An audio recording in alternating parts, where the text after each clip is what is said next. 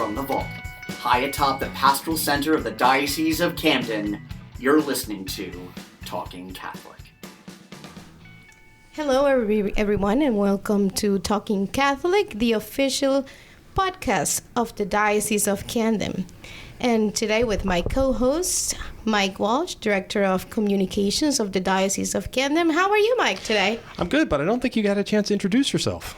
Oh, who am I? Who are you? Okay. You're Marianela Nunez. Yeah, you can introduce me. Well, here's the thing. I can introduce your name, but I can never introduce your title because you have the longest title in the diocese. So you're Marianela Nunez, my co-host today, and a regular co-host for Talking Catholic going forward, as well as the co-host of our Spanish language YouTube show, which I never get right. Let's see if you can say it. Compartiendo Tudon. Oh my goodness. Tudon, yes. Tudon. Okay. Compartiendo Tudon. Compartiendo Tudon, which comes out on the 1st and the 15th of every month on a dedicated YouTube channel, Spanish language only. But some of your previous guests include, Marianela? Oh, we had Ramon, and we have Sister Maria de Jesus Herrera. We also had Father Rene Canales and Matt Davis, our Life and Justice Director for the Diocese of Camden. But don't forget to mention my co-host, Jose Rodriguez, who is there with me as well. Yes, he's the best. And you didn't say my title. I still didn't say it because I can't remember. I know it's the field consultant for many words. The Latino Enrollment Initiative for the Diocese of Camden. There you go. Which I can never remember. What do we have today, Mike? Well, we have actually one of my favorite conversations. We have all regular guests who have been on the show before. Your first time co-hosting. We have another co-host with us today, Mary McCusker. And we have our guest today, Marybeth Peabody, who's been on the show many times. But you guys are fulfilling a role, you two, as I'm pointing at Marianela and Marybeth. I think this is the first time we've ever done a podcast for people who have come back from one of the pilgrimage journeys, less than 24 hours ago? Correct. So I am going to warn you about this podcast, and I'm going to warn everybody. How incredibly tired you are? No. Actually, this is going to be an intense podcast. These conversations are really hard to have, and our feelings are still really fresh. And, you know, it's kind of like we still haven't processed it all, and we're going to give it to you really hot out of the pot. Okay, well then let's start with this. All right, so hold on. Mary and I have had these conversations a lot. How many people have been down to the pilgrimage? So far, we have had 120. 120 pilgrims. Now that sounds about maybe right a little to me. bit more. Yes. And one of the things that we ask all of the pilgrims to the border to do is either write something or give a presentation or talk about it. And you two are going to be giving this sort of talk, very fresh. So I guess most of the people who listen to the podcast at this point should know what the pilgrimage, but if you want to give it a quick summary, what would you say, Mary?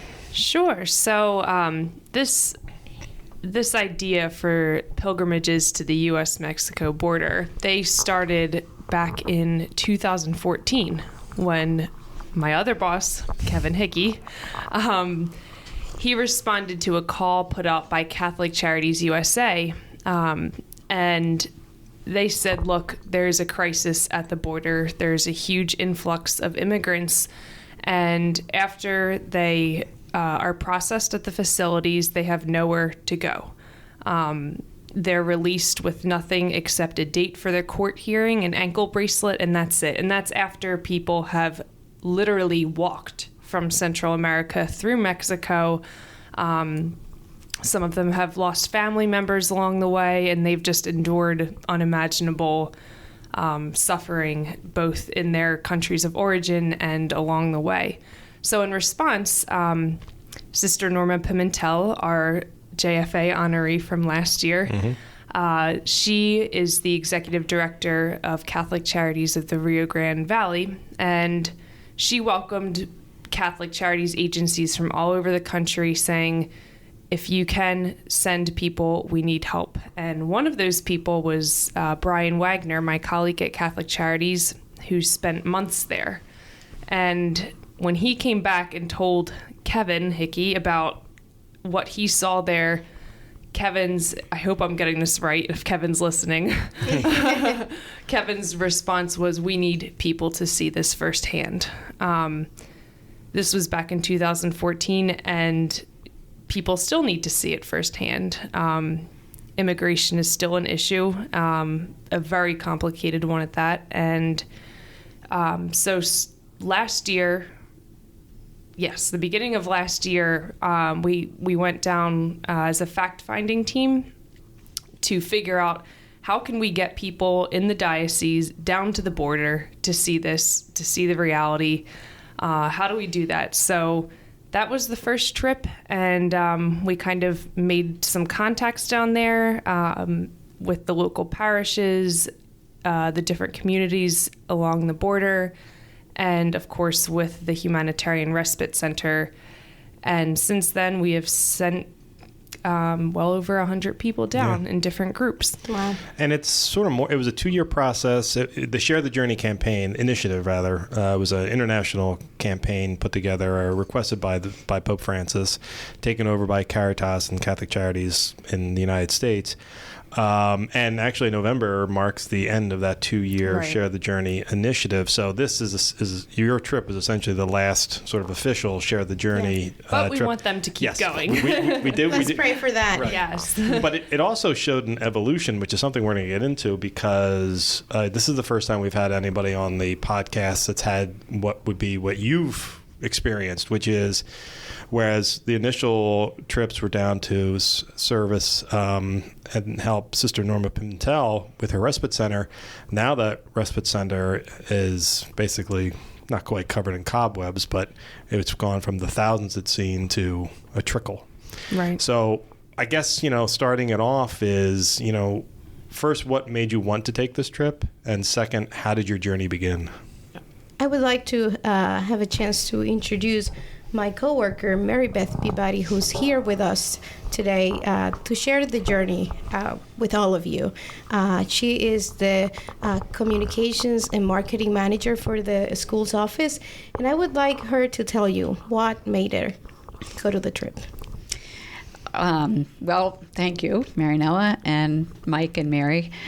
I guess I remember being in Mike's office, and he said, "Hey, I want you to sit in on this webinar we're having with this Sister Norma down in Brownsville, and they're trying to put this program together." And all I heard was helping service, finding out more about the immigration problem. I said, "Oh, I want to do that trip." And just the way things worked out, this is the one that worked out for me. And actually, I brought my husband Eric with me, which was a wonderful thing to be able to do as well, to be able to have that experience together. I just wanted to, it's almost hard to say what you wanted before you went versus after you've been, because now I know what I got, and what I got was just a better understanding of how much there is to understand. It's very, very complicated. And we'll get into that, but that's how I came to go. I just heard about it and really wanted to do that. So. And Mary Beth, you know what? When I came back from the fact-finding trip, when this all first started, I thought, will people actually want to do this? And I remember you jumped out of your seat. You were one of the first people who said, I want to go down. We should be doing this. And that confirmed for me, okay, people will get on board. And sure enough, they did. So. And what about you, Marianela? What was it that kind of kicked it for you? Well, I remember that meeting when we talked about, the Share the Journey campaign and these trips that we're going to go down to the border. And I was sort of like expecting to be called to serve, because I speak Spanish. I remember, Mike, you mentioned in that meeting, well, you might be called to do this. And sort of like I kept waiting. And, then I said, I really want to do this. And it's almost over. And so in August, we sort of like tried to go with principals, and it didn't really work out. Like it was, we didn't get enough people to go. And so I was like really sad. And I thought, I may not have the opportunity to do it. And the reason why I wanted to do this is because as an immigrant that came to the U.S. In a different situation, and, I didn't have to go through the desert. I didn't have to cross the river, and I didn't have to experience that journey. I think there's a piece that I was missing to understand immigration in this country and how, families come that way, which is, really a difficult way. And so I believe that immigrants like me that, have their paperwork fixed and it's good, are not helping enough to the community of immigrants that are struggling to get a legal status in this country. And so I needed to see and to inform myself and to get to understand it better so that I can sort of like be that voice for those that can help more that are in the Latino community. Yeah, I'm curious. Well, I think we've talked about it on the podcast before, but what was your immigration story? Like, why did you leave the Dominican Republic and come here? Well, in the Dominican Republic, I think people dream about coming to the U.S. In my situation, like I was getting an education in the Dominican Republic. I come from a very humble family, and I always saw education as the way out of poverty and, to a better future. But I had been dating my husband since I was 14 years old. And so he moved here when he was 17 and I was 16. So at the age of 19, we decided to get married so that I could come. And, being from a very humble family, that was like a very good thing to do. Like there was no disapproval from my family to do this. I came with my husband to form a family and to get an education. That's what I wanted to accomplish. I really wanted to become a professional woman. I wanted to be able to serve society in a different way, coming from a family where, most of the women were not, having professional degrees. Mm-hmm. And so I wanted to get back. I wanted to help my grandmother, who was still there, my mother, to get out of poverty, basically, And so that's what brought me here. Okay. Sorry. I'm sorry. My apologies. It's just interesting to hear, of all the complaining that native-born Americans do about this country. When you talk to immigrants, regardless of where they're coming from, they see the U.S. as the place to go and to, grow and learn and seek opportunity. So it's true for you, and I'm sure it's true for a lot of the people who were fleeing Central America. I think I have accomplished the American dream, and I see a lot of my cousins in the Dominican Republic that have gotten professional degrees and are working really, really hard. And for them, it is hard to just sort of like supply the basic needs. And I can tell, even people that are not doing so poorly there, they're struggling a lot. And that's why, people see the U.S. as a place where all dreams can come true. Mm-hmm. Right. And I think that's actually a great jumping off point for, what you saw when you got down there. So why don't we go through your trip, chronologically. So you decide to go, and I know that Mary and her team put you through your paces in terms of getting prepared for the trip. What do you usually do, by the way, Mary, to get people prepared for the trip? We do, what to pack, what to bring. Here's the itinerary, but we give them the genesis, and we explain the Share the Journey initiative. But I think the point that we really try to drive home is the difference between a solidarity pilgrimage, which these have been, and a mission trip. And, I feel like it's our instinct to want to help, whatever that means. And I think that's a frustration a lot of people run into when they go on these trips. You want to help, you want to fix. And that's not really what a solidarity pilgrimage is. It's more about understanding, learning, breaking bread.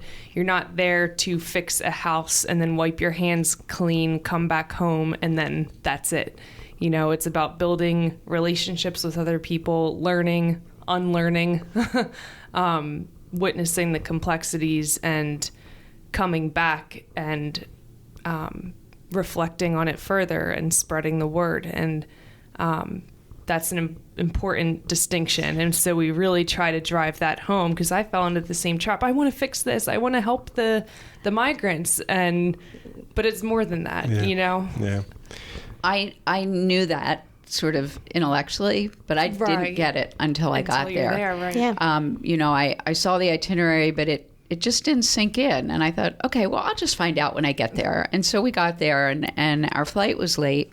So we got to McAllen, I guess a couple hours really later than we had anticipated. And fortunately, Sister Norma was able to wait. She was leaving to go away, and we were all dying to meet her and get the tour. So we got the tour, and then we met with this just lovely pediatrician who's donating so much of her time to working there.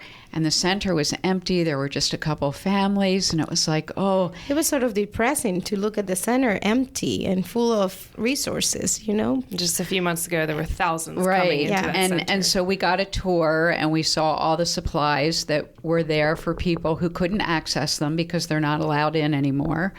And then that was sort of the end of day one, and I was like, we didn't do anything. We didn't fix anything yet, but we'll do that tomorrow. So we got up the next day, and we started by going to hear a presentation about an organization that helps people, but we weren't doing the help. And then they took us to the homes of people. We split into two groups, and we went to visit people who live in these colonias, which are tiny little, the direct translation they said is neighborhoods. Colonias. Colonias. And it was then that I felt like I was being hit over the head, because I started to get it, that we needed to understand the background. It wasn't just the people who are trying to come now. It was, we were with a woman who has been in the United States for 7 years, has 2 of her 5 children are citizens, and she is not. So she still lives with that, and she's been in and out, but her last stretch has been 7 full years. And she told her story, and we had a translator there from this organization called Arise that works with women, mostly women and children in the area, to help them become self-sufficient. And the pain in her tears, I just can't even, she just had these silent tears coming down her face as she spoke, but she had a huge smile at the same time. And the dichotomy was just, I can't describe what it was like looking at her and seeing that much pain and joy at the same time. And her joy, she kept saying, was because of her faith, that she hadn't really had that strong faith until she came here. She had a crucifix in her house that was too tall to stand up in her living room. I will show you a picture of it, and you will not believe this crucifix. It was incredible. I hope someone was standing next to it for reference. It was really unbelievable. Wow. But she would just cry and then have this big bright smile. And your heart wanted to burst. And I finally realized that, we've been talking about welcoming the stranger. And I was sitting there and I said, I get it. I'm the stranger today. That's my job, is to be the stranger. I've never been the stranger. And that was my job that day. And it was like a whole switch went off. And the rest of the day, we just encountered people in their world. The welcoming, every place we went, people with little means fed us and thanked us. And later I got to spend time with a 22-year-old citizen, grew up there. And she was explaining to me, among many things, we had about 45 minutes, just the two of us. And one of the things she was telling me about was the wall, what that's going to do to the ecosystem there. And just learning about that, she said, we have the Rio Grande Valley is such a unique place, and there is no other place that has the ecosystem we do. And when that concrete gets poured, it's going to destroy, and for what? So, I'm sorry. That's okay. I could just... If we try to go chronologically into what we did, I just want to mention and thank all the people that went on this pilgrimage with us, because on day one, since our flight was very delayed and we were trying to rush to meet with Sister Norma, she was graciously enough to say, I'm going to meet you an hour later than what initially we had said. But what that meant was that I had to ask everybody, you're not eating lunch. And they hadn't really eaten breakfast because we said, it's 4 a.m. in the morning, and we're going to get to Houston. And in Houston, we're going to have a nice breakfast. And because we were so late for the first flight to begin with, then we needed to really run. And we were running to catch the other plane. And we were able to catch the other plane from Houston to McAllen. And once we were there, we were like, we can't eat. We have to decide, Sister Norma or lunch. And, these people were very hungry. And they were like, we all want to meet Sister Norma. And they, after Walsh, they said, this was really worth it. What a woman. What an incredible person. And I don't know if you remember, Marybeth, but she said something about, this is not about you pilgrimage. This is not about you coming here. It's about them, and it's about people. And so it was really good to hear that, 'cause some people want to go to feel good about themselves, like we want to sort of like feel good about doing good deeds, but it's not about us, it's about serving the others. And she was very clear on that and very graciously explained what was going on at the center today, like what's going on, that the center is now empty, and explaining all of these policies. And while she was doing that, there was the news were around the center, sort of like taping what's going on and how empty it is, and the few families that are in there. The news. Yeah, so we made it to the news, and it was sort of like an incredible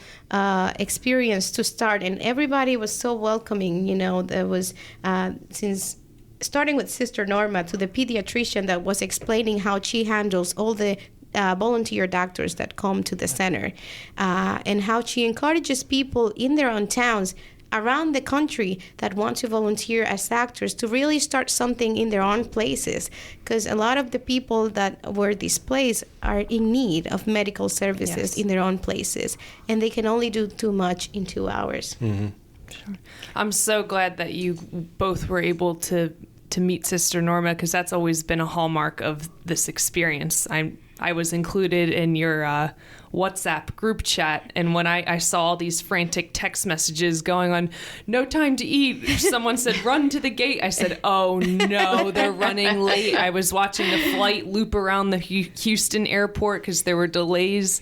So she's just been so generous every pilgrimage with her time and just putting things into context. And like you said, reminding us it's not about us. This is not a feel-good trip. We're not saviors here. Yes. This is about them. And I was like, I'm a fan of Sister Norma, and I was like, Sister Norma, I really want to hug you. And I went and hugged Sister Norma, and then she started hugging every one of us. Yeah, we all got a big squeeze from Sister Norma. It was amazing. Hug. It was incredible. It was a.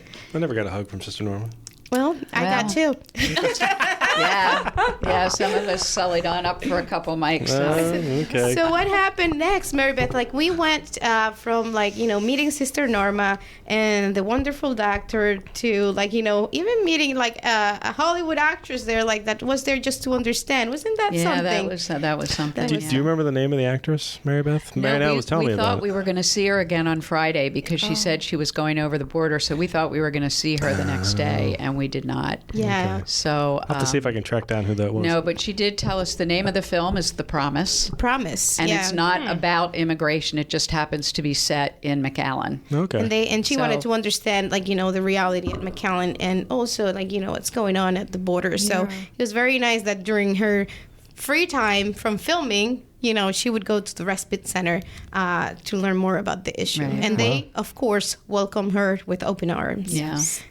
So we met the actress, and then I guess we went to eat afterwards. Yeah, we went and got something to eat. Everybody was really hungry, and this is the place where you can get really authentic Mexican food. We had really good Mexican food there, I have to say that when I got to the center and I saw it empty, I was a little bit disappointed. I was like, shoot, I'm not going to really get an opportunity to see this, to see what the others saw when they came. Right. And But you guys saw something Yeah. much more we than sure did. every... And I think it was everybody. It was sort of like feeling the same way. They were Yeah. like thinking, It's "What are we gonna do Right, here? what are we Like, gonna do? Right. And then they were looking at the itinerary and thinking, "What are all these things that they have put for us here?" And like they couldn't quite understand, like, why are we going there? Like, why are we doing this? And then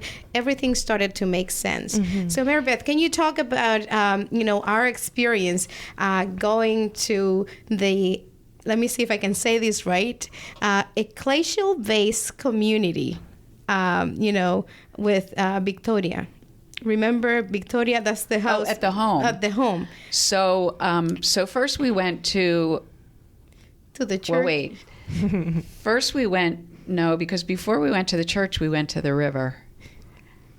Right? Didn't we go look at the river when we saw the Border Patrol agent? Yes, and then yes. we went, and that was kind of the first, like, so the river was completely empty. It was an overlook. No. Before that, we went to the border crossing. So there's a small border crossing where there's literally a ferry that can carry one car and a few people. And you get across on this ferry by pulling a rope. And it is an official customs station, but it's not heavily trafficked because only the number of people who can fit on the ferry go, but it gives you an idea of the border station. So we went to that, and we met some of the people at the border station who were not, they let us be there, but they weren't too excited. And then right near there is an overlook where you look down, and we stood there, and we looked down. Okay, this is where the hard part's going to start, listeners. And we could see deflated rafts and empty water jugs. Yeah. And I would say we were not there 5 minutes when a Border Patrol agent, "Hi, what are y'all doing here?" Well, it was kind of like nice to see the Border Patrol It was. agent, because we were there looking down and not understanding, like, everything, because there was nobody there to explain, and I hadn't really been there sort of like to give a fair explanation of exactly what we were seeing, right? So then this guy comes up, and he was like, "What are you doing here?" We're just Everybody was sort of checking like it out. afraid, like, what is he gonna do? Like, well, and we all had on, because we were going to see Sister Norma, we wanted to wear our Share the Journey shirts, Yeah. which we wore several days, I might add. Oh, I bet they Sweaty smell shirts. Pretty great. ripe. But we went, so most of us had on our shirts. So it was clear we were part of some kind of group. And so he asked us what we were doing, and we told him, and he got out of his car, and he was very friendly, very nice to us, answered a lot of questions. He said that this was his hardest summer, 11 years, I believe. He said he'd 13. 13? yes, Okay. 13 years. But he said this was definitely the hardest, that there had been a lot of drownings this summer he had not seen. And he literally said that if someone is drowning on the U.S. side of the river, they can save them. And if they're drowning on the Mexican side of the river, they can't. And you look at the river and you go, how do you know How on exactly earth where do you It's that not that line is? wide. I mean, there is not, it's not like a freeway where there's a lane going down the middle. And he said that just that either earlier that day or the day before there had been a raft. And I said, well, do you take them in? Do you go get them? And he said, no, we'll signal to them, just go back so that they don't have to get apprehended. And when we left there, we saw a group of people being apprehended, not related to that raft, but yeah, they were, in custody, I guess. yeah, at and that he said point. that every day, and the local people said they're just sort of immune to it because that's just part of what happens every day. Well, you just start imagining, the river Rio Grande doesn't really look that big. It's like it looks so quiet. It looks so peaceful, right? Yeah. And you would not believe sort of like all the tragedy that river carries with it, And it was sort of like, it looks so easy to just cross from one place to the other. Yeah. But then But if you you imagine can't the swim- undercurrents, Well, and if you having a can't toddler, a baby, you're trying to get all these kids across. Yes. Going back to the conversation with the Border Patrol, we've had you and I, Mary, have had a lot of conversations with pilgrims, and they always seem to have an interaction with a Border Patrol agent. And every time they come back, it's always somewhere between a neutral or a positive interaction with the Border Patrol agents, which I'm always kind of fascinated by. Yeah. Marybeth could actually tell you something about that. He meant, what did he say? Like, he said something about them being the bad guys. Oh, yeah. He said, he's good. He said, wow, most people, think we're really the bad guys. They want to kill us. Everybody's got a job to do, and it isn't just people. They're, that's part of the complication. I mean, there are drugs that come across the borders, and there are weapons, and there are things that you need a Border Patrol for. Exactly. But and it's interesting, we look, I think, sometimes about how all migrants are painted with the same brush. And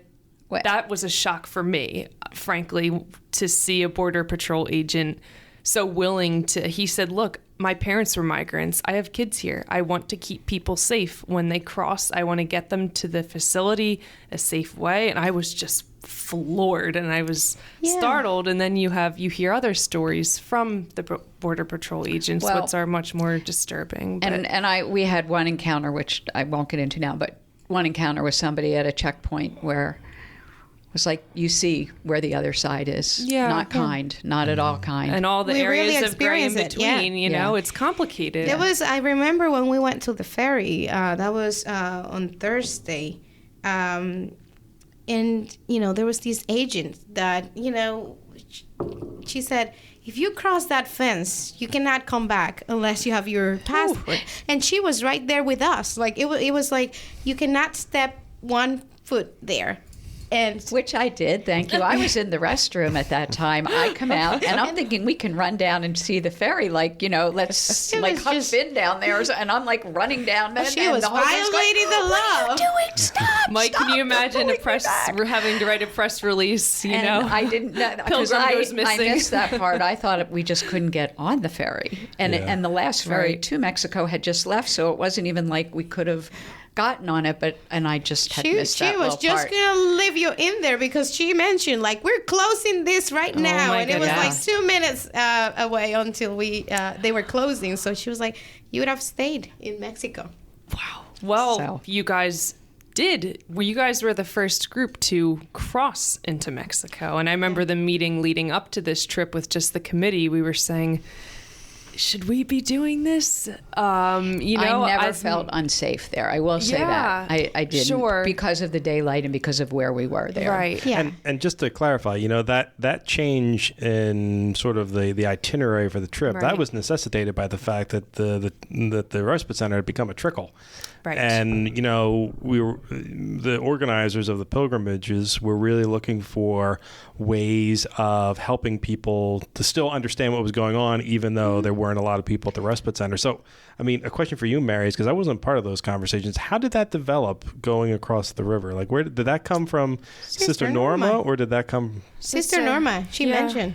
She mentioned it, and the group that went down in September, a couple of them just by happenstance, they just happened to have their passports with them. And at the time, there were some people in the respite center, enough for the group to serve and speak to.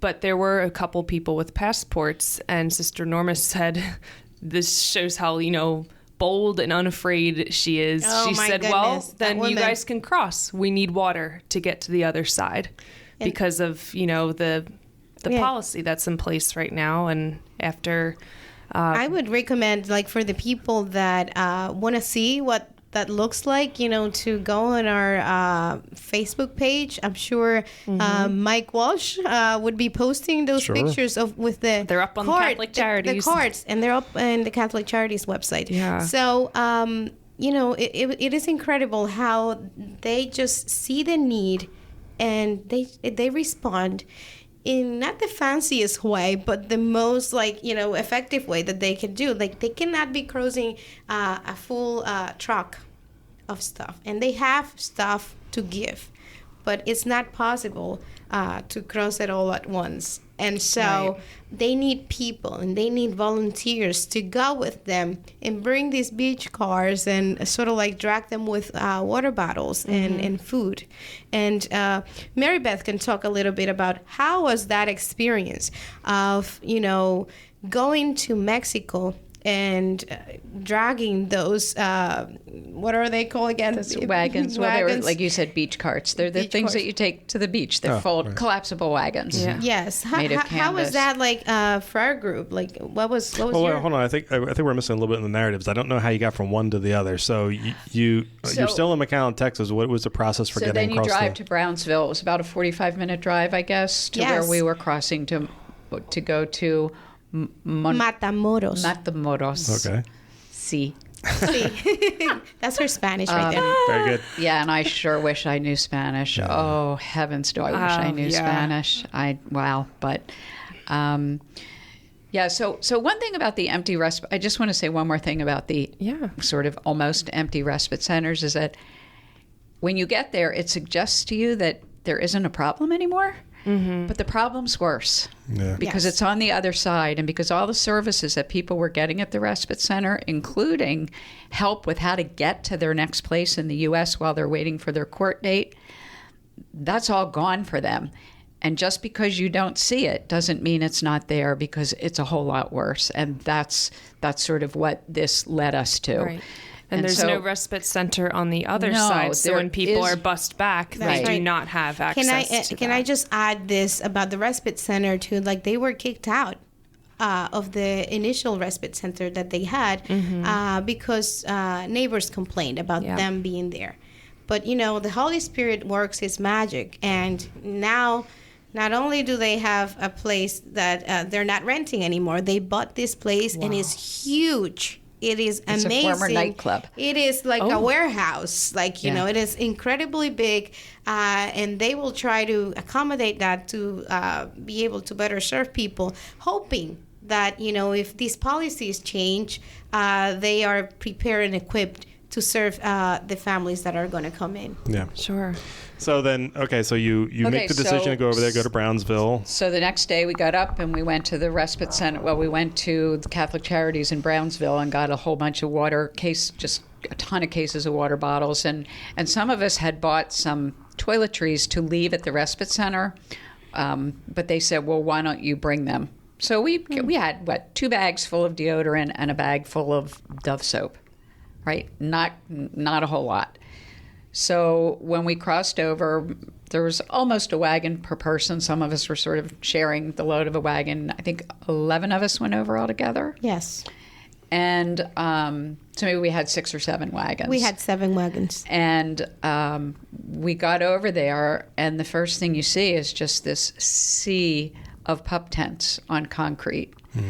And just people everywhere. This is like a cityscape? This is it's not even a city. It's like a rural city type. Because Like it's Vineland? It's no, not even that. Like, because once you get there, all you see is the tents and the streets to go to Matamoros, into the city. But these are like it's pavement in one side, and then as you go up, because it's building up, like it's sort of like developing. There's dirt too, like there's tents on dirt that you see. But all you see is tents and dirt, and there was some type of structure. I don't know. That's where they said they had mass on Sundays. There's, I guess, a square with some type of statue or something. But you're not. I don't remember any of that. All I remember is tents and people. Like Tents you're and not people, yeah. and taking it. So as you cross on the right side to go to Mexico, it's a very quick walk. You pay $1. They let you through with your wagon. They do a pretty cursory check just to make sure. And all we had really was water bottles and a few toiletries. So they let us through with those. And then you see the big welcome to Mexico. Bienvenidos a México. Yeah. Sí. And we sort of randomly picked a place to stop, and well, we couldn't really go so far ahead. Yeah, like, once we brought the wagons, like, they were running to us, and people were coming from everywhere to get the water bottles. And just the hands. Agua, agua, agua. Yeah. And so within 20 minutes, we were out of water, but we had heard that they were... We wish we had more. Like, we just put them under our feet in the vans. Like, we made people really, like, we were all holding water. We were all holding cases of water, had them at our feet. Take as much water as we could in the van, because, we had to put the wagons in the van, and we also had to put 11 people. Right. So making sure that we took as much as possible was also a challenge. Yeah. So...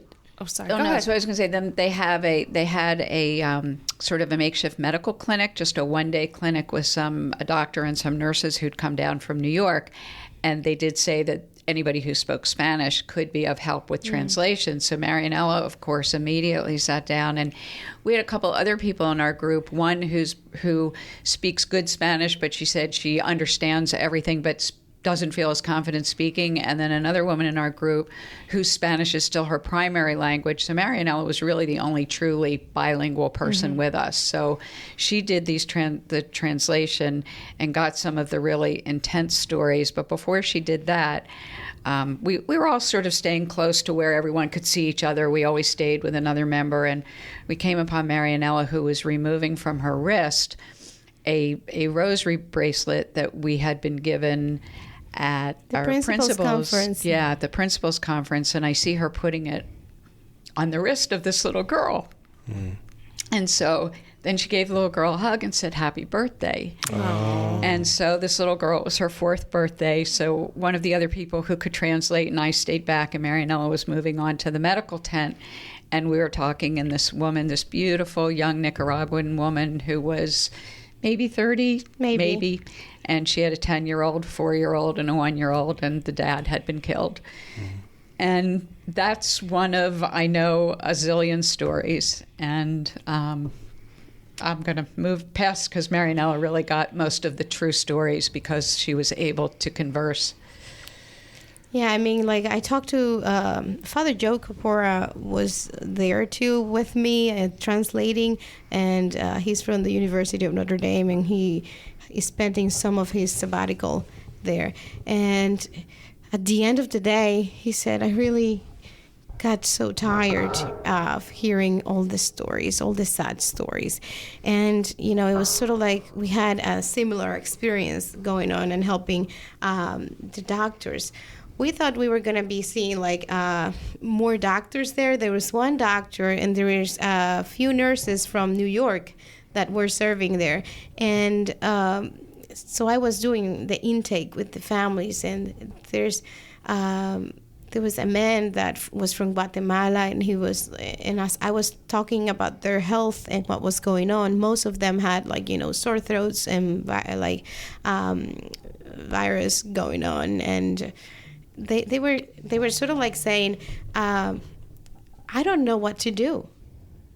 If I don't get into the U.S., my mom was killed, most of my family were killed, and I was told I was next with my child, who's 10. And I had a good job in my country, I was doing well. And you can tell, he was very articulate, and I met his child, who's there listening to all of this, and who is very articulate about what's going on. And the child is confirming, yes, we have no family over there. Well, we have one aunt. And the father said, I had him in a private school there. It's not that we wanted to leave. We needed to leave to survive. And, I don't know what's going to happen, because if I don't get accepted into the U.S., Mexico, it's in a worse position. It's sort of like the same place that I was in terms of violence. So now... Except they have absolutely nothing. All their resources, energy, time, money has been put into the journey here. And now they're in Mexico, and thousands of people are in these dangerous areas. There's really not much law enforcement. There's no access to clean water, bathroom facilities without payment. showers. Marybeth and I were having this conversation, and she said something that actually like really got into my brain, and it was like, they're not only homeless, some of them feel like they're countryless. And so where do they belong, Yeah. And what can we do to help, which was a big question for our group, but I won't get into that. There was a woman I met on the second day who had been there for 2 days. And she was sort of like getting into this community and trying to figure out, is this what I'm going to do to stay? Like, I have proof that, if I go back, they're going to kill me. Yeah.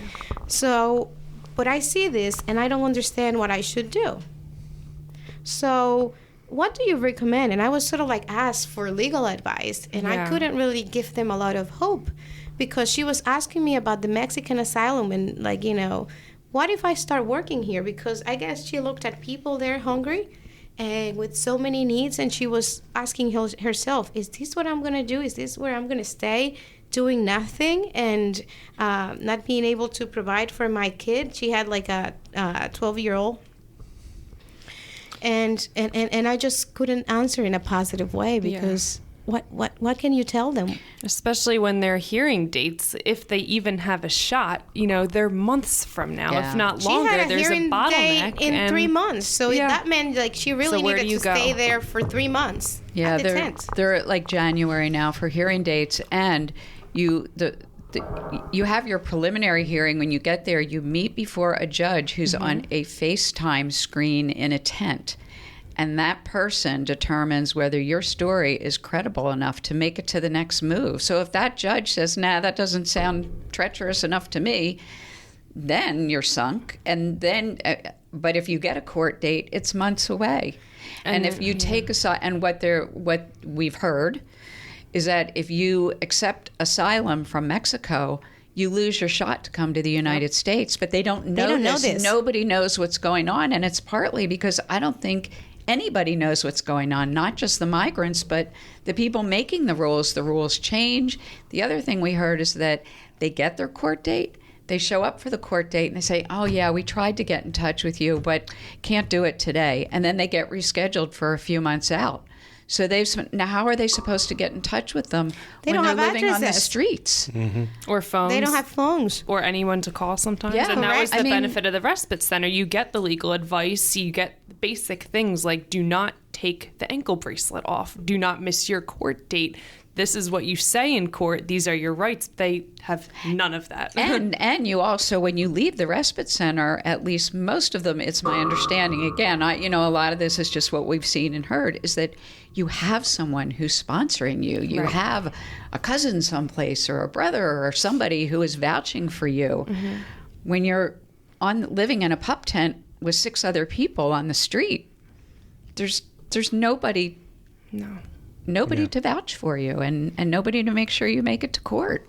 And it's horrific reading some of the incidents that have happened. There's people being raped, not just in that section, but along the whole border. It's not safe. Well, they said, women said that they wouldn't go to, like, even people who have money said they wouldn't go to the store because they couldn't, A, leave their family unattended, and B, couldn't take the chance that they would be kidnapped, raped, or killed going to the store, which you had someone who said that happened, right? Yeah, there's a lot of bitterness with the Mexican criminals that they don't want the people there. And they're also, like, I heard this man while I was translating, that he was sort of like telling me his story. And he was mentioning how his children had been menaced that, if they didn't leave or if they didn't go with them to, become criminals, then they would cut their hands, and that they were going to be tortured. And I met a man that was actually tortured, and he said, a lot of bad things happened to me in my country, but some horrible things are happening here as well. So they really have this space that, they feel a little bit safer, but even they need things, and they don't go to Matamoros because they are afraid to not come back. There was a 15-year-old young girl that had a baby, and she went to get something in the city, and they were asking for like, I don't remember, $12,000, $1,500 to sort of like release her, and they were making her call. She was kidnapped. Her family, and of course, her family didn't have that for each of them. Right. And so she disappeared, and they didn't see her again. And all those women that are looking, because now it's getting to a point where they know a few people there, like, they know each other. They're counting their people. They're like, these 2 people made it, and there was a pregnant woman that made it past the border, and she was actually at the respite center, and there was a woman with a special child that got in, but they're counting how many people are making it and feeling very hopeless because they know that it's very rare when they take somebody in. Yeah. When we were coming back over the second day, one of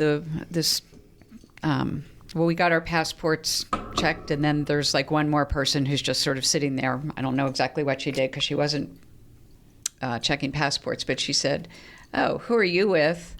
When she saw sort of our matching T-shirts and empty wagons, and I said, "Oh, we're the group taking. You took food over there." She was sort of a Tusker. Yeah. It's always going to be one of them. And she did have a Hispanic name and a very slight accent. She says, I went over the other day to have lunch with my mother and my sisters, and we saw them just throwing food away. They were giving them food, and they were just throwing the food away, and we were kind of like confused by that, because that was the second day, and we had come back with several hundred peanut butter sandwiches that nobody was throwing away. They were desperate for those sandwiches. Right.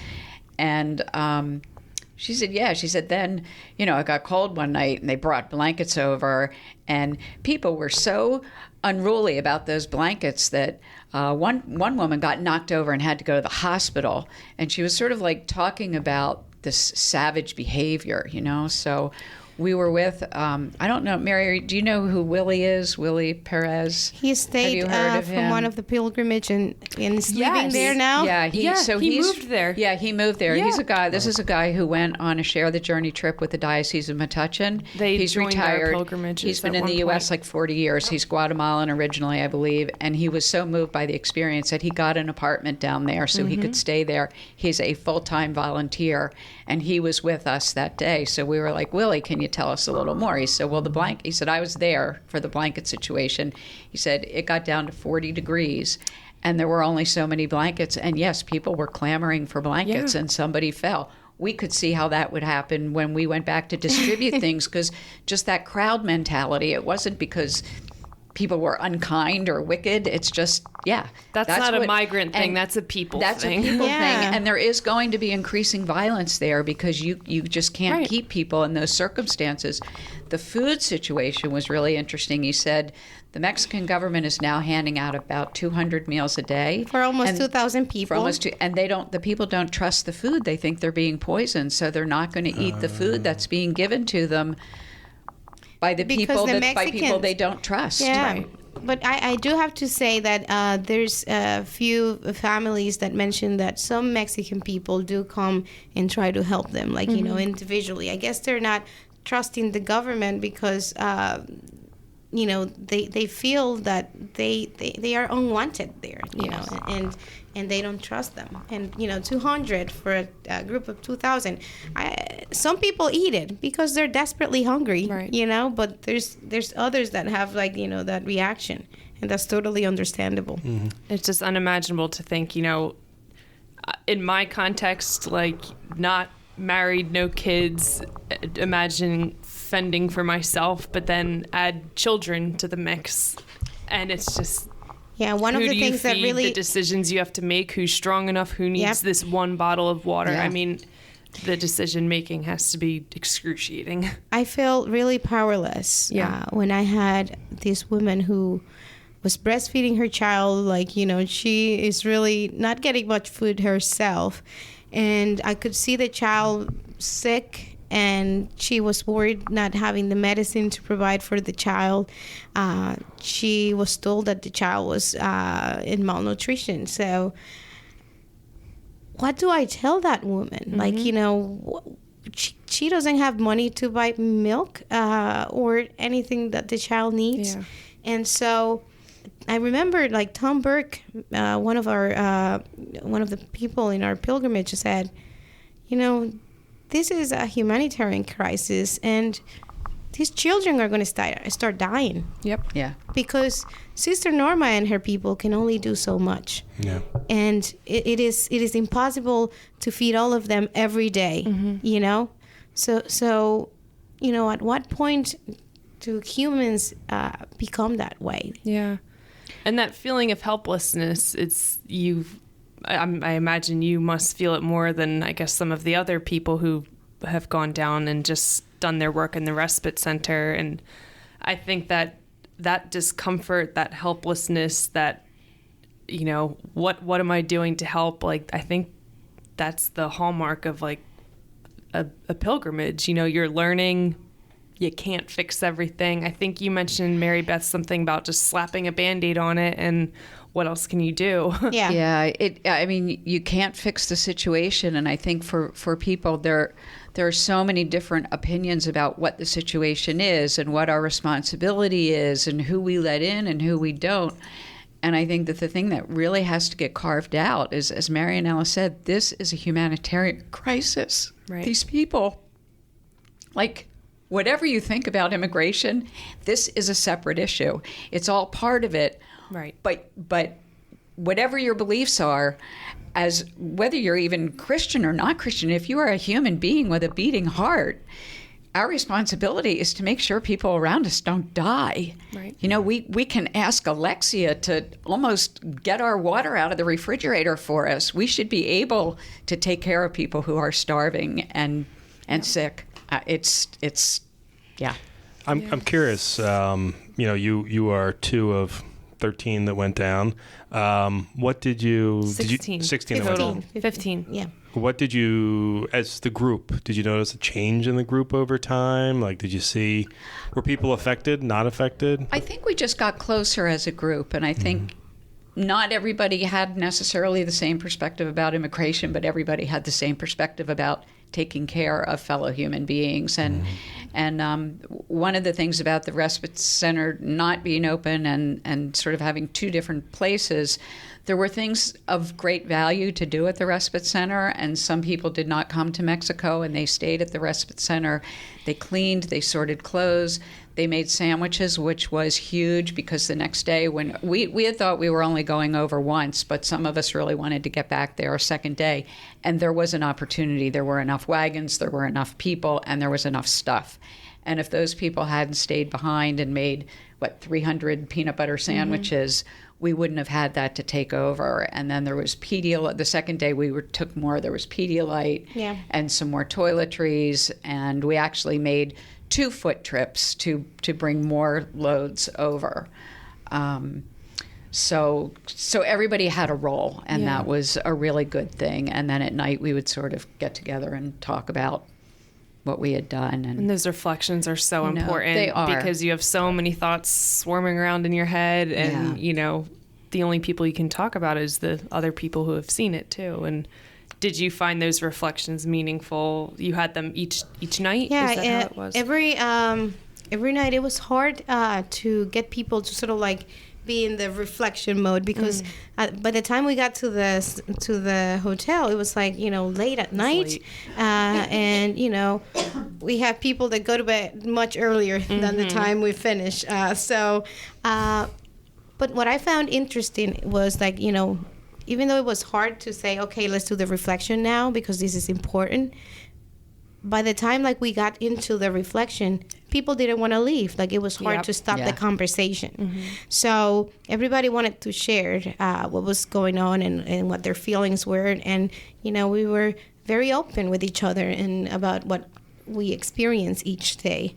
There was a day in which, I think it was Thursday, we were so tired, we couldn't stay up any longer. So we decided to do the reflection in the morning, and I think that helped people to process a little bit more of what they were experiencing that day, and it was helpful as well for them. So we had one every day, every night, and I believe, Marybeth, and if you don't think I'm wrong, that they were really meaningful, and that the time spent there really helped everybody to have a better picture of what's going on. Because, I got to see a different part, but she got to see a different part, and so everybody else. Yeah, and I think everyone felt like their different function was part of a bigger whole, and that was good. Like, everybody's role was important. For the people who stayed at the respite center and helped clean and make sandwiches, we could not have done what we did if they weren't doing that. And they then made more sandwiches so that another group could take them the next day. And so it was good. That last night we had gone out to dinner, and we had it was kind of our only night. We went to a restaurant where we sat down. It wasn't fast food, and everyone was like, sort of getting back in reflection mode. But we had a great reflection that night, and people were willing to stay. And it was like, no, everybody needs to get packed up and go to bed. And I heard people calling the leaders the bad cops, trying to keep them straight, right, Marybeth? So I should mention that Marianela was one of our leaders, and Luisa Yvette. Is that Luisa Medrano, who works at Catholic Charities? I guess I saw Yvette. That must be her middle name. That was how she was tagged on her thing. Anyway, Luisa and Marianela were our leaders, and they did a really great job. And Marianela had not been before, and you would never have known it. She just did a fantastic job. And the other thing that she did that was so warming to me was when we have these little notepads that we did for South Jersey Catholic schools. We've got our logo and a pen, and Marianela said, hey, can I take some of those for people to use as their journals? So we had maybe 15 extra. She said, I think I'm going to take these with me tomorrow. Maybe, we could give them out to some of the kids. And then at Catholic Charities, they gave us some, there were shoelaces. It was kind of like just this grab bag. But when we got down there, I see Marianela. She keeps pulling things out of her bag, the little notebook, and all of a sudden I see a pair of earrings that I know I've seen in her ears. They're going into the crowd, and then shoelaces start coming out. I mean, kids were clamoring to get shoelaces because it was something new. Well, they get confiscated at the processing facility. They take them off their sneakers when they come and cross the border. So that's why they're, that's their number one requested item. Shoelaces less, I guess. Honestly, it was like Mary Poppins. Things just kept coming out of her bag. I'm like, where did that come from? And because she is bilingual and because she is who she is, these people were just clinging to her and really looking for her called her the Pied Piper for she was. Yeah. She was like the Pied Piper. And you know what? Your sister was the same way. When we were at the border, just people flocked to her. We can't wait to talk about our own experiences together because she would be able to give me a different perspective, which till the day, she has spoken to me about what she experienced, but not really in detail. She couldn't do it when she came. And I think this would give us an opportunity to reflect on this experience. I think it's hard, too, to have that level of conversation with someone who hasn't been, because, like somebody said to me today that that I was talking to on the phone says, how was your trip? And I said, there's no word. Yeah, it was undescribable. It was, and I just word. I was still processing that. And my sister also did a trip in June. And through a completely different organization, she went by herself, and hers was much more kind of a learn the issues than sort of boots on the ground. And she hasn't talked about it that much. And now I'm going to see her tomorrow night, and we've been, now we're really ready to share our experiences because we have both. So, Marybeth, I would like to ask you, how was your experience with the Latino community that you encountered? Because, this is supposed to be an encounter that we allow people to have with the community and with the immigrants. And so I just want to really ask you, as an American, who, as I said in one of our reflections, who owns this land, how did you feel meeting the Latino community, and what did you take from that experience? It's funny because an hour ago you asked me about the ecclesial experience we had at someone's home, and now we've come full circle back to your question because we went all over the place since then. So that was our first full day, but our second day of the trip was when we went and around and met people and went to a couple churches. And the second church that we went to, we met this woman at the church, saw the church, and then she took us back to the home of one of her friends. And we all gathered Everybody on the was back porch. like, what are we doing? Are we coming down the Bay? And I'm like, yes, we're going down. Why are we going in this driveway? What are we doing? They couldn't And understand we it. just kept going, following along, right? Yeah. Sharing the journey. And so we go into this house, and they're so welcoming, and they bring us out on this back porch where they have chairs lined up. And we are coming to their weekly prayer service. And it's a group of women who have been meeting. The second group we met had been 36 years. This one was, I thought this one was in the 20s, but anyway, it was a long time. And some of them were biological sisters. They clearly were all sisters in faith and friendship. Yeah. And they started with singing, and then they prayed, and they had I guess, a reading in Spanish, and they did the gospel reading in English, which Translating ended up being gospel. which ended up Not an easy thing to do. which ended up being the Sunday's gospel reading that was extremely relevant. And they would talk about it in Spanish, and Marianela was translating, and some of them were doing some translation. Then they'd ask us what we thought in English, and it was just that in and of itself was very welcoming and warm. And we're like, okay, thank you so much. No, wait. And next thing you know, the folding tables go up, and they've got this like Last Supper type of long table, but like, enough to seat like 20-some people, because with our group and theirs. And out comes the soup with this beautiful tray of No fixings RSVP needed. that you put in your soup, and the food just... It was simple and delicious. It was definitely a specialty soup, right? Yeah, what was it called? Pozole. Pozole. It's a traditional Mexican sort of like stew. And we stayed there for that was when I spent the whole time talking to this People young were really woman. enjoying themselves, and it was like having a party, you know, Yeah, it with all was. these people that we didn't know and got to know that day. Victoria, thank you. If you ever listen to this podcast, we are grateful for all you did, and your daughter and Fatima as well. Fatima is who I spent my evening with. You know, and all of the wonderful people that we met that night that were so like, they were hugging us and like taking pictures with us, and you know, it was like, you know, another family. That sense of welcome is just unreal. It's amazing. And that's when I said it occurred to me that sometimes we get to be or have to be or are the stranger. Yeah. And sort of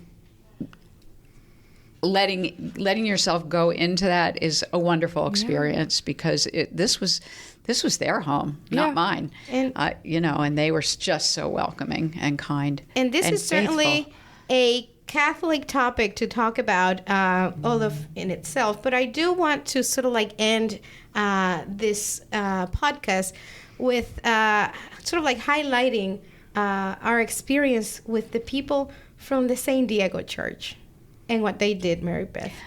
That was the second day. The day where we got lost for like an hour and a half and went into dirt roads. All part of the journey. So that's part of the journey. So again, when Marianela was saying dirt roads, yes, I mean, we were back and forth. The dust is just come up, barely see, and it took us an adventure, about an hour and a half to go, a half hour. Yes, and to the benefit of us, and I will include myself, the American community that was coming. You know, Latino time is very flexible, so they were not upset with us. We had wanted to go early, and we contacted them to see if we could go early, and they're like, "Oh no, you can't. Can't come early." So we ended up being an hour and a half late, I guess. Yes. Or an hour late, anyway. Yes. So in summarizing, like what happened there, Marybeth. So we meet this community at this very small little church, and that was part of the confusion, because it was very rural, and we passed this church the likes of which you have never seen. It was like, it must have been how Dorothy felt when she saw the Emerald City. I mean, it's this huge white structure with landscaping and grass in this area where there's not a lot of that. And Louisa says, yeah, that's the new church. That was being built before. That's the new church, but that's not where we're meeting. So we finally get to the meeting place, and it's a very modest church, and it's the church social hall. Really small. And the prayer group of women, 30, who've been together 36 years, were there, as well as the youth group. And more people kept coming, and every one of them introduced who they are and, by name. And they had one of the young people translating for them. And then Marianela was doing some translating, and we all went around and got, sort of the get to know you. And then they bring out their food. And one of their specialties was gorditas, which I thought was peppers, but it's actually cooked cactus in some type of spread in a tortilla thing. And it's a real delicacy of the area. Delicious. So they had these sandwiches and some other sandwiches and sodas. And then they said, okay, follow us. So we go to this new church. Just go sometime. Check it out. Check it out. Unbelievable. I think can. It's part of the pictures on the Catholic Charities website, right, Mary? Yes. We all took a ton of pictures. Saint Juan Diego Church. It's called. So it was women. Interestingly, there are not a lot of men hanging around these groups. That's something. And so these women decided they needed a new church, and they got a new pastor who was open to the idea. They drum about it. And you look at how sparsely populated it appears to be, and you go in, and this is like almost a cathedral-sized church. Lord, it is incredible. I don't know if we have one like that in our diocese. It's huge. And it is furnished largely with materials that came from a deconsecrated church in Boston that is now a condominium complex. Oh my goodness. Holy Trinity, I believe, which was a German Catholic church in Boston. The stained glass windows at the front and back, they have this stone relief carving of Jesus that's just beautiful. They commissioned all the Stations of the Cross from an artist in Peru. In Peru, yeah, the priest brought those. It was absolutely spectacular, and they're so proud of it. They have a relic from San Juan Romero, on their altar, which you can't see. It's under it was absolutely astounding. So they were so proud of it. But we were saying there has to be a way to make a documentary about the whole process of the vision, and then the whole thing. It would be great for the Boston community too. We did find some articles about it, but I'm surprised there's not a documentary on the building of this church. Wow. I meant to say Oscar Romero. And they have high connections with Pope Francis, who selected the youth group to Skype with them during the youth group synod or something. The youth synod from last year, yeah. It is incredible. So they are there very happy to share their story about how they came up to have this amazing church. And they said, this is the dream of a town. And this is, it was like if you had a house, like the house of your dreams. For them, it was not their house, what was the house of their dreams. For them, it was the church. That was the house of their dreams. And to worship the Lord, they know and they think that he deserves the best. And so they wanted to give him that. And a lot of empanadas, gorditas, tortillas, tamales were being sold so that they could sort of like help and be stewards of their faith and of their church. I will say I came back, my faith was really strengthened. Well, that's a wonderful sign. Which is sort of interesting because one could look at the sadness on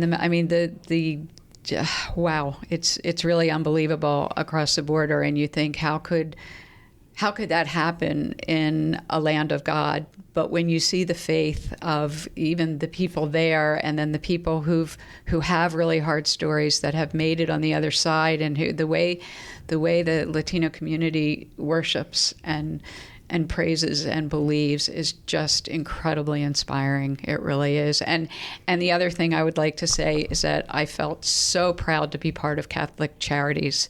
Everywhere you go, there's just I can't even, riding around in that van knowing that Catholic Charities sticker was on the side and saying, yeah, I'm with them, because they they are living the gospel every single now day. I actually have tears in my eyes. It's faith in I hope action, Kevin listens to this. and I think that's a great way to end our podcast and basically encourage our fellow Catholics to live the gospel and move to action, because I have to say this was not about ourselves, but there's nothing best than the feeling of at least doing something and putting your granito de arena, your little sand grain. That doesn't make sense in English, but leaving a little bit of you, making a little, sure. Exactly. So, and doing that for the benefit of humanity, in the name of Jesus. And I know just, you mentioned our fellow Catholics, and that's who's probably listening to this podcast, but I posted a lot, 3 sort of significant posts on my Facebook page, the 3 main days Which that were we were there. beautiful. I read them. And the comments that I had, I have a lot of non-Catholic friends, and I have atheist and Jewish friends who were saying, how can I donate? Please share more. So this is really, we are Catholic and we're doing this through a Catholic lens, but this is humanitarian. And I think we should be speaking to everybody we can whenever we can to Let's encourage. share the journey. And you two deserve a round of applause because you just flew in. I was checking my phone at 1:30 and you guys had just landed after an exhausting, in every sense of the word, exhausting And we're few recording days. this around 2 o'clock on And it's the end Monday. of the day and Yeah. you both were able to share. I think know we're- you we're- could we're talk about both- it for days, but We're both with a grateful heart to Totally. be here today and to be with our families and to see that, God has been really good to us and that we need to share what He's given us. Amen. I think that is the perfect way to end the podcast. Thank you very much for going. Thank you very much for sharing your reflections with us today. Thank you very much for pulling yourselves into the vault when I know you're dead tired. Marybeth, thank you very much. Marianela, thank you very much. And Mary, thank you very much for sitting in with us today and giving us perspective. And to all the listeners, thank you all for listening. And we'll talk to you later. Gracias por escuchar Talking Catholic.